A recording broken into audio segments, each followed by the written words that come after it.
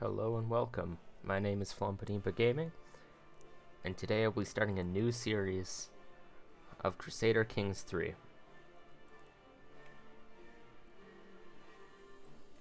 Now, this is a long time in the making, in a lot of ways, and a lot of other ways it's not. But I think we're gonna have fun with this. For this campaign, if you have developed sudden onset blindness and cannot read the title, we are going to be playing,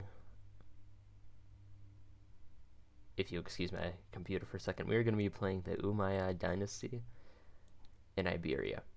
We're going to have loose goals for this campaign. I like role-playing, but generally speaking, I want to unite Iberia, maybe expand a little bit further, and just have fun. I have thousands and thousands of hours in Crusader Kings 2. I would say I'm an expert in that. I am not so sure about Crusader Kings 3. I haven't really played it that much. This is going to be a learning experience for me here. We're going to play on Iron Man. And let's just get started. See, I have a test run there. Alright. So I've done a little bit of preparation.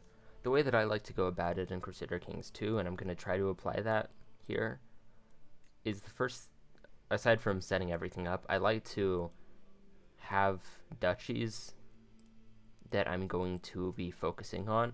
By the number of holdings allowed in duchies, which are not uniform in case you didn't know, I can determine which duchies are theoretically best.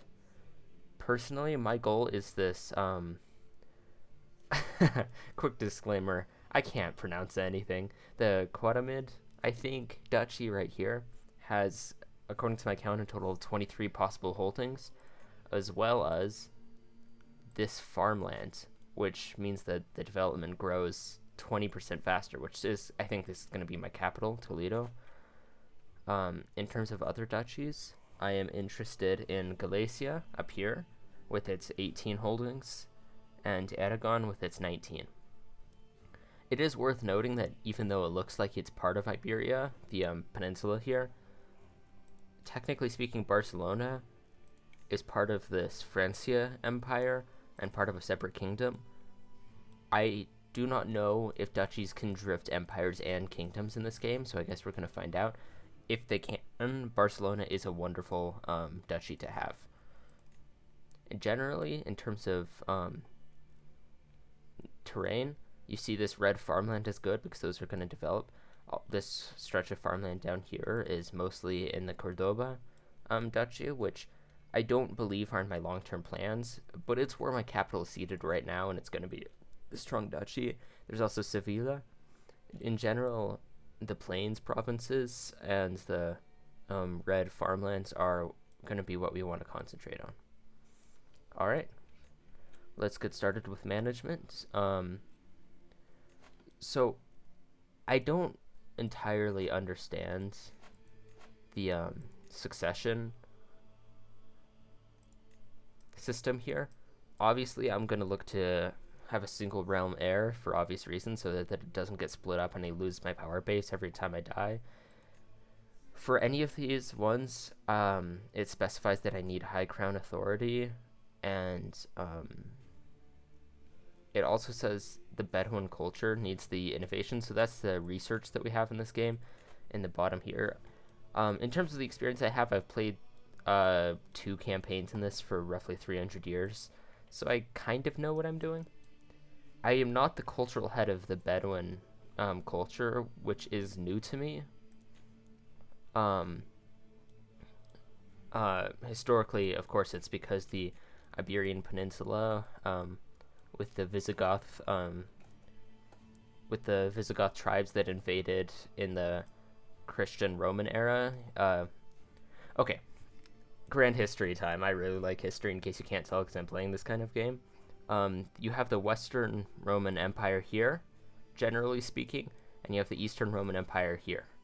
I'm sure many of you already know this if you're watching this video, but just for a brief reminder, the Western Roman Empire, it's not doing very well. After the empires are split, the Western Roman Empire has less people, less wealth, and it's overextended. It can't keep holding on to everything.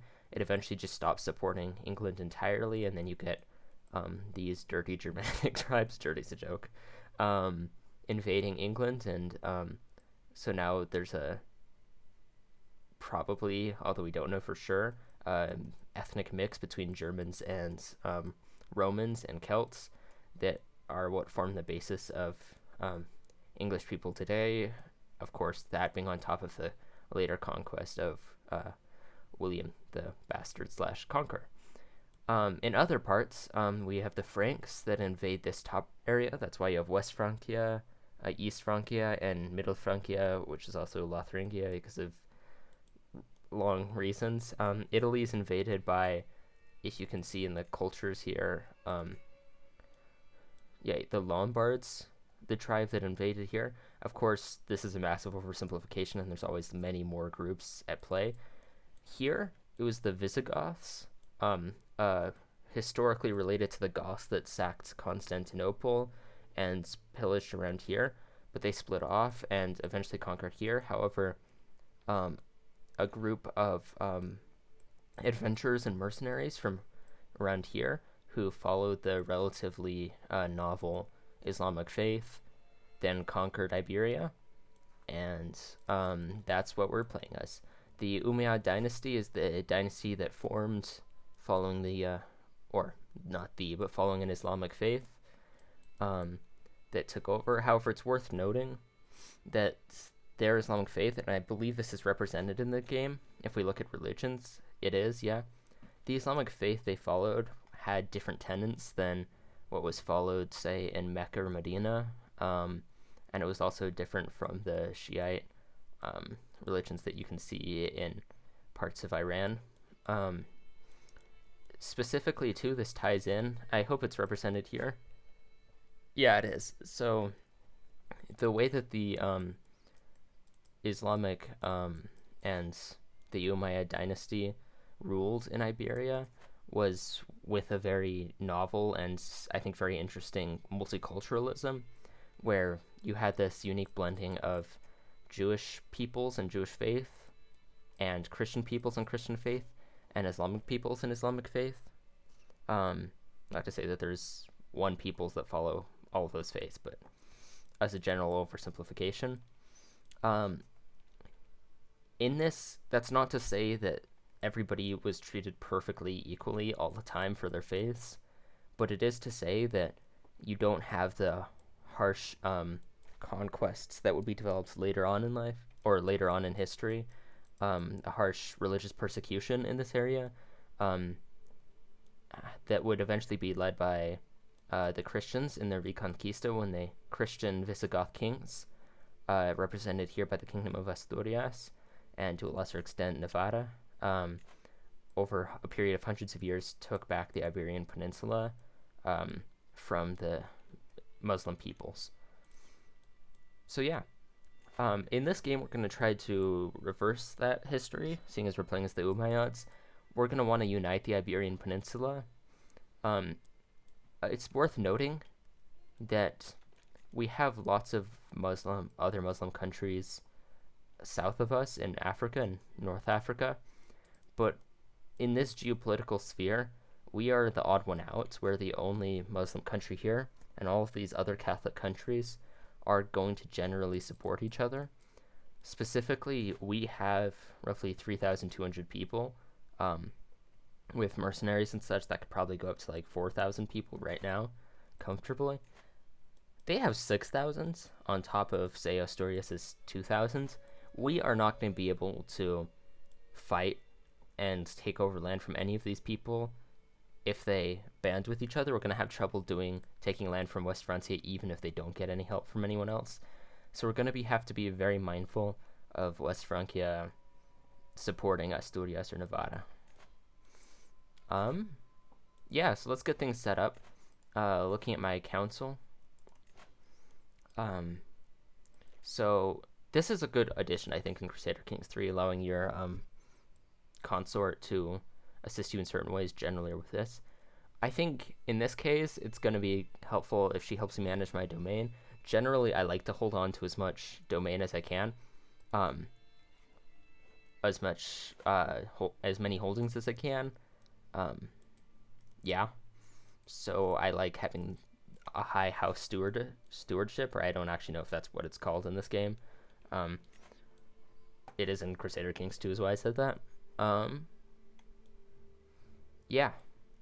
In terms of lifestyle, I like learning because I really like the it gives you lots of benefits in a ooh, I'm a scholar.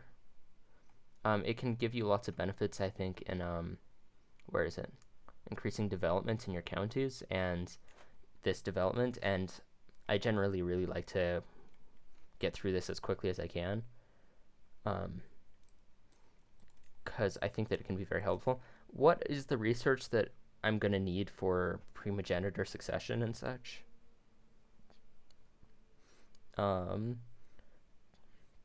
Sorry. Can build fortified. Limited crown authority. I do know that I need to get to high crown authority in order to change my succession laws. Cassius Bella, it seems pretty good. I like domain limit, as I already said. It seems good. I mean, none of these are going to be bad, for the record. Maybe it's going to be in, like, late medieval. Royal... Wait, I think I saw something. Hereditary rule. What is partition? I don't like that it's all children inherit equally. I'm going to want... Is it maybe here? Okay, I'm going to need this eventually in order to get high crown authority, because that allows me to change... I don't know if it says it here. Succession rules. Yeah. Rulers can change between all available succession rules, so I'm going to need that. Hopefully that does not happen. I'm worried that it's going to be in a later one. I don't like dealing with, what do you call it? Like partitions in my succession, because they're annoying as all get out.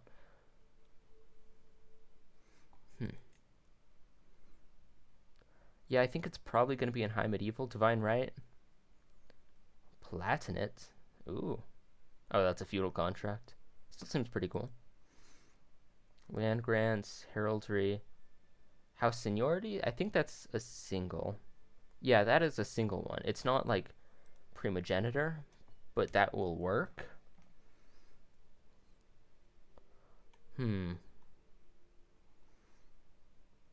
Please tell me it's not in late medieval. Oh no. Okay. So it's in late medieval. So given that I'm not going to get that for probably hundreds of years, where's succession rules? Sorry, I still need to learn my way around the interface. What would be a good succession law? So in Confederate partition, it's just everything is split. In past partition,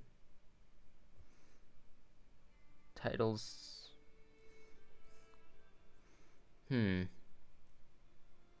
Oh, it's like it doesn't create new titles, I think? I'm not sure.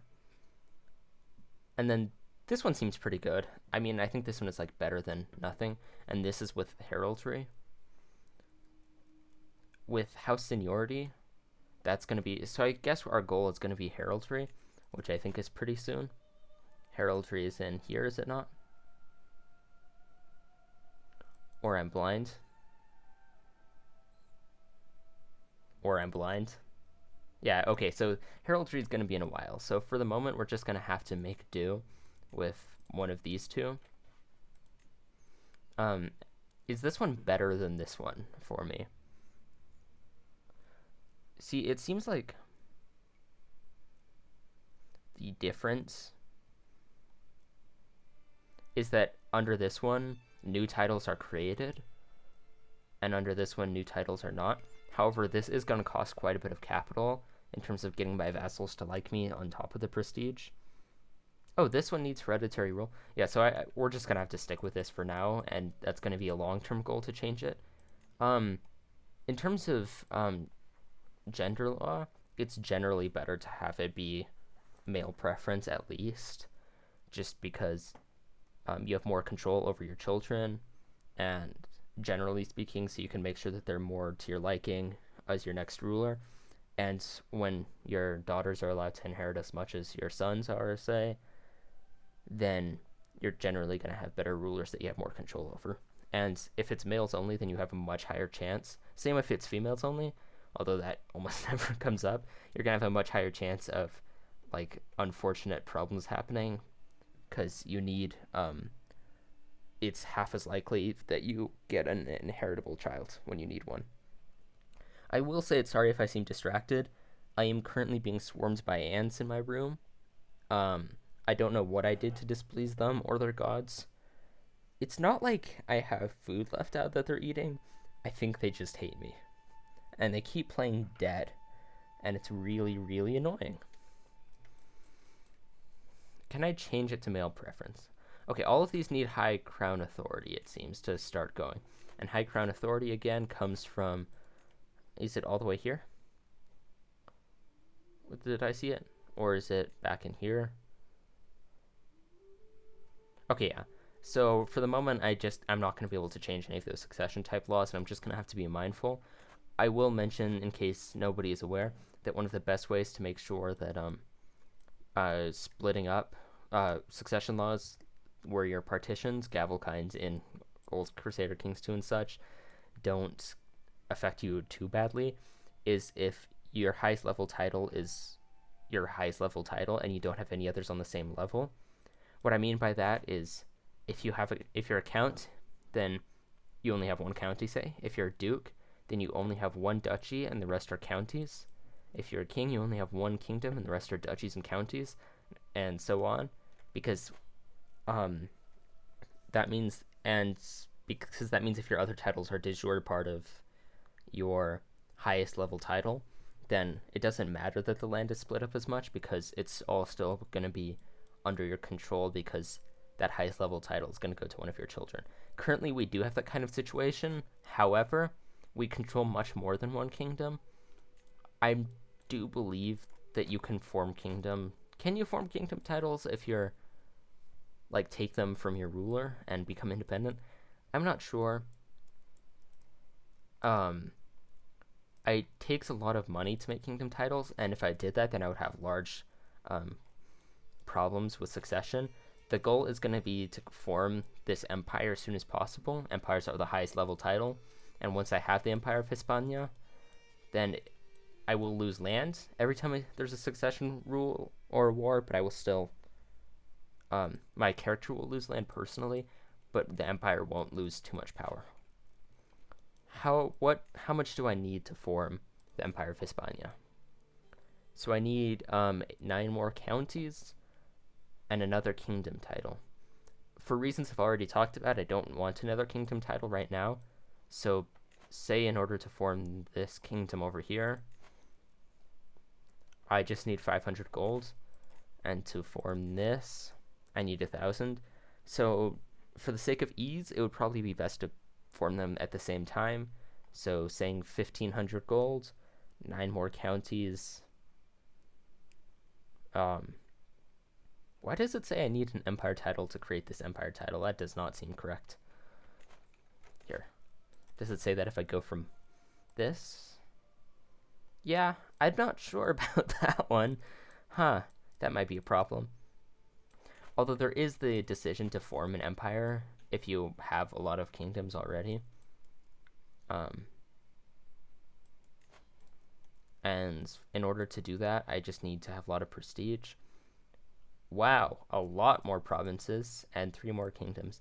So that's possible. Again, it seems like the goal is just going to be to expand and take all of this. I'm going to try not forming kingdom titles, and if a vassal forms one of these for me, I'm going to be very sad and murder them. But, you know, it's a learning experience. I am going to go with learning. I already have all of the scholar ones. Which one is going to be most useful to me? I generally very much like focusing on development growth. So let's go with that.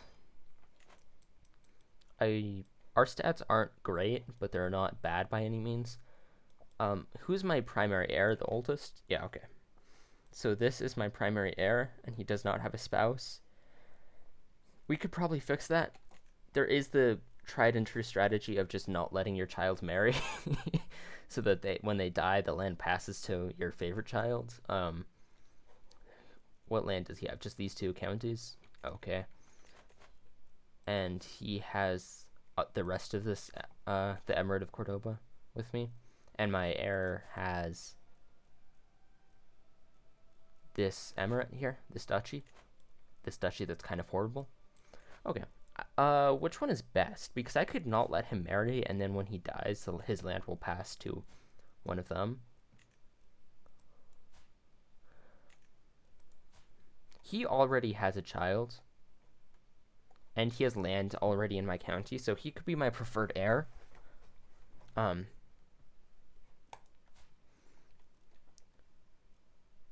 Yeah. And the way that we would do that is just have him keep living his life, and then disallow marriage for these people. Oh no! It's not letting me forbid this. Can I forbid it for him? Yeah, okay. I think it's because he's a duke level, I'm guessing, or because he's my player heir. Either way, we're going to want him to die, hopefully just through time, and want him to die, hopefully just through time. It's not like their land is amazing and I want it right now. And I am at my domain slots. And I would imagine that he is too. Yeah, it looks like it. So I think we're just going to stay with the status quo that we have right now. Too few spouses. I don't want more children. I already have 2 children for backup that are young enough that they could have kids, and more children would just complicate succession more. I assume these are just my children. Looks like it, yeah. Wait, emirate?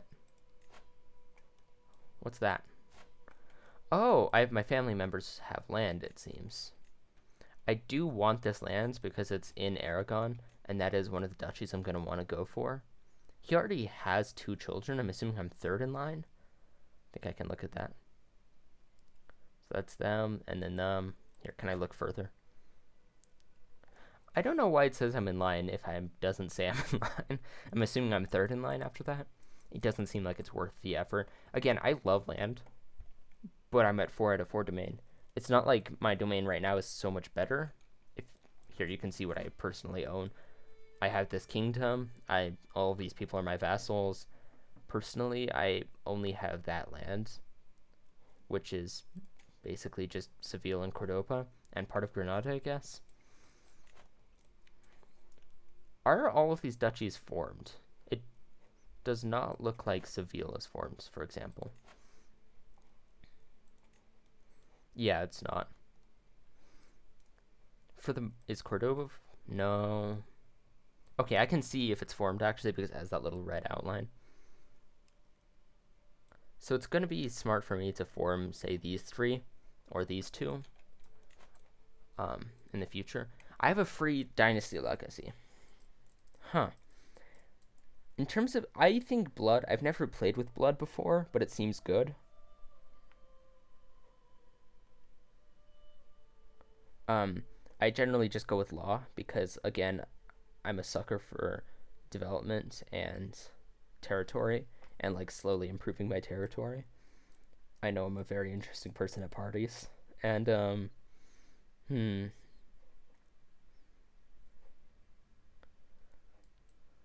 I think they've changed some of this around. It seems different than when I was last playing. It has been a little bit since my last playthrough, which is why I'm still getting a little bit acquainted. Vibrant Court seems pretty good. Yes, I am looking at that 20% development growth right here. Monthly piety is really not bad at all.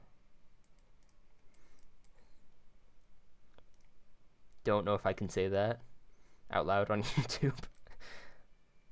All of these are fun, of course. And these personally seem... Yeah, that's incredibly powerful. The increased skills with age and no prowess lost from age. Like, this seems like how you get superhero kind of characters. Blood also seems good. Law also seems good. Law seems very good. The thing is, I always play with law. But there is a reason for that. Huh. I would leave it up to my subscribers, except I would be surprised if any of them exist at the moment and care or know what to say. But yeah, I don't know what to do. I'm honestly going to leave that. The first comment that says something around that, I'll go with it. So right now we'll just leave that up there to annoy everybody into subscribing. It's like blackmail, except you can click off of it and stop caring at any time, which is the best kind of blackmail. What marriage is this? Oh yeah, I don't want my heir to get married. All right. Are we set to go? I feel like I'm forgetting something. But we're 25 minutes in, so I'm just going to unpause. All right, so what is my game plan? I want this land. I also... So I could just try to, like, kill people off until I get his land. I do also want to take over all of Iberia. I think it would be intelligent at the moment to declare war while I have the advantage. The important thing to remember is if it's a holy war, other Catholic rulers can join the war. And if you remember what I was talking about, we can't let that happen, because if West Francia joins the war, we will lose, and it'll be painful. So we want it to be one of these conquest ones. I don't have enough prestige for conquest of a duchy, and so I guess I could just conquer a county, which seems lame. Another option is Navarra, to prevent them from being annoying in the future. And that's... I don't know if... I can't usurp that through war. But I could, like, for example, just take Navarra to split them in two. Seems like a solid option. I could also just go for, like, a blitz campaign to try to knock them out of Iberia, but I doubt that would be successful. I don't want to let them build up a power base. Navarra, I'm pretty sure I could always, unless they get an alliance with West Francia, and even then it's not that big of a deal because they're kind of small. But I don't want to let them build up a power base. If I can only take a single province, what would be best? This one would kind of cut them off, although I'm not sure how much that matters. This is 6 development. This is 6, 3, 3, 7, 3. I'm reading right here. 5, 5. Burgos seems like a good one because it has 7 development. Also, it would be good to take something personally owned by the king if possible, because that would make them weaker compared to their vassals. So that would point towards taking this county. It would be incredibly disgusting borders, but are there any, like, holy site implications? All of my holy sites are back here, which is annoying because I don't have that much control over them. For Catholics, ooh, if that's a holy site, then, and that improves their, like, military capabilities, it would make a lot of sense to try to aim for that, because if I can take that from them, that would help. If I was looking at this county, or wait, that's not a view I want. I was looking at taking this county because it's owned personally by the king. Then it's only 2 over, and it's 2 over by any other count at least. So honestly, I'm leaning towards this Benevente. Yeah. I don't really know if this is a good idea, again, because I don't have very much experience with the game. But for the moment, let's just go for it. It is worth noting this costs prestige, but let's just do it. Are there any decisions I want to take? I know it's weird to do that right after, but hold feast, call hunt. Okay. Those all cost money is the thing. I'm gonna raise my armies. Also, the music is loud, so I'm gonna change that really quickly.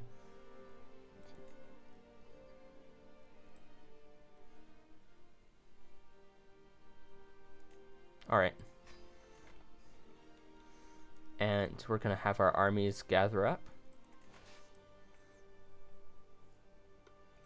Maybe I should have raised them closer to the battlefield, but it's fine. For a commander, ooh, my chancellor seems pretty cool. let's go with him. And this was our war target. Our supply is not good enough to field our armies, so I'm going to split them in half. And for the other army, yeah, that's fine. So they're going to get there faster, so they can just start sieging there. Or actually, just to be safe so they don't get ambushed, let's put them there. And then they're going to arrive there slower because their commander isn't an organizer. And we don't want them to accrue tradition just because they're walking the same way. So let's field them through like here, then like that, then that. Alright, cool. The war with Asturias has started over a tiny province that's hopefully going to be important in the future. That one province, it's going to mean everything. That being that's going to be today's episode of Crusader Kings 3. Thank you everybody for watching, and I hope to see you next time.